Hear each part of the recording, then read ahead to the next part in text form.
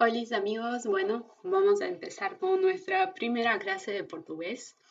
Hoy lo que quería enseñarles es cómo se pronuncian las letras en portugués, porque así como en español, una vez que conoces el sonido de una letra, va a tener siempre el mismo sonido y ya vas a poder leer las cosas casi como un nativo, aunque no sepas el significado de ellas.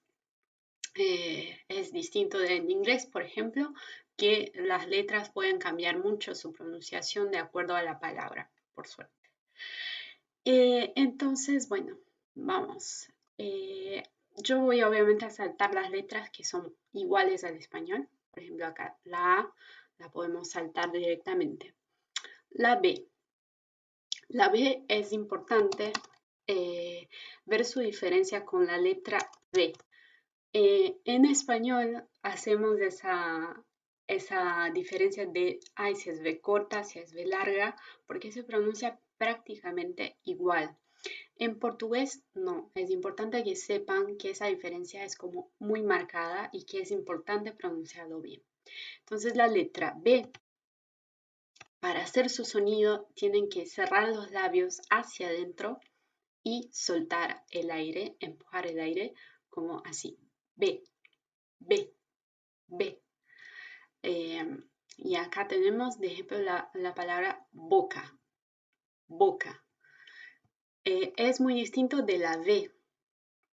La V hay como una especie de vibración cuando la pronuncias.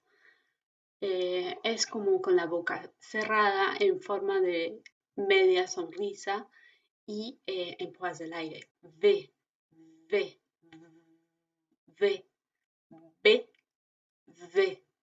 Estoy haciendo súper exagerado para que vean la diferencia, pero ven que no es lo mismo. Entonces es importante porque tenemos palabras que son iguales, son muy parecidas y que cambia todo por la pronunciación. Por ejemplo, bobo significa lo mismo que en español. Uh, y vovo, que significa abuelito. Entonces, ven que ahí hay una diferencia importante. Bobo, vovo, vovo, bobo, vovo. Entonces, hay que hacer atención con eso. Ok. Luego tenemos la letra C. Es igual que en español. Si está al lado de la E y la I, se pronuncia como una S. C, sí. C, sí. Y si no es normal, K, Ko, Ku. Luego tenemos la letra D.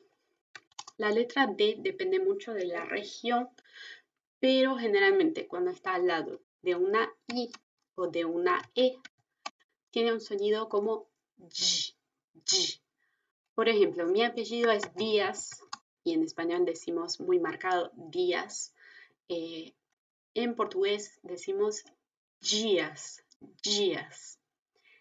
En relación a la E, eso es un poco difícil, va a depender si esa E es tónica, es fuerte o no.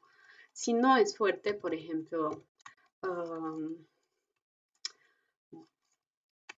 de bolo, de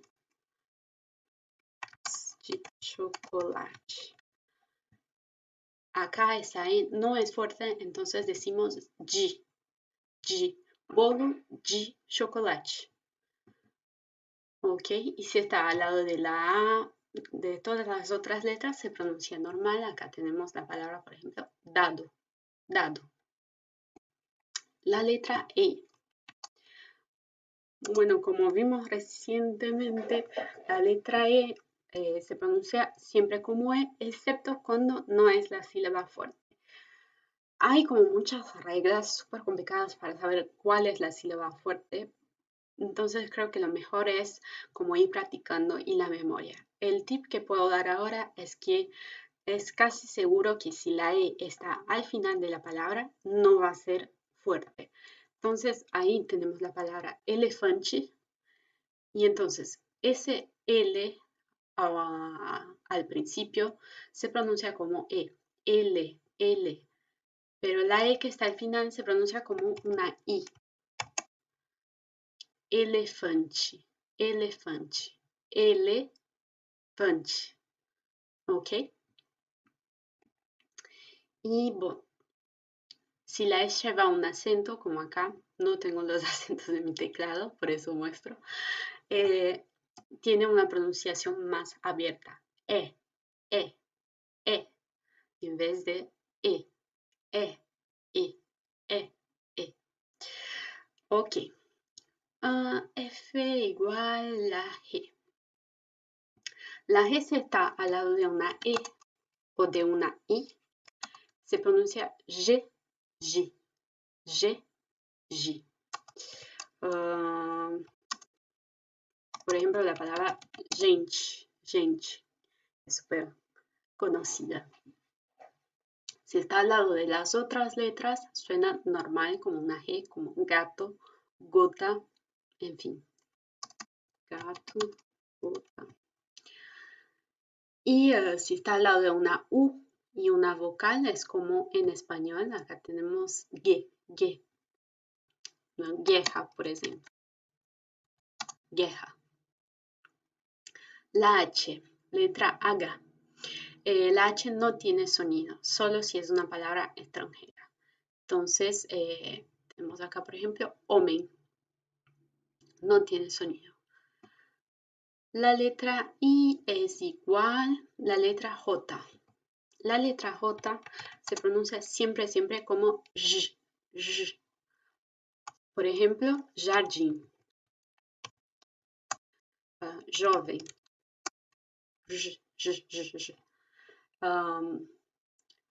Es un poco tal vez como la Y en español o la doble L, dependiendo de la región. Y después KL. La L se pronuncia igual, pero hay un detallito que hace que se note mucho si sos extranjero, que es que cuando la L está detrás de una consonante o cuando es la última letra de la palabra, se pronuncia como una U. Por ejemplo, total, total.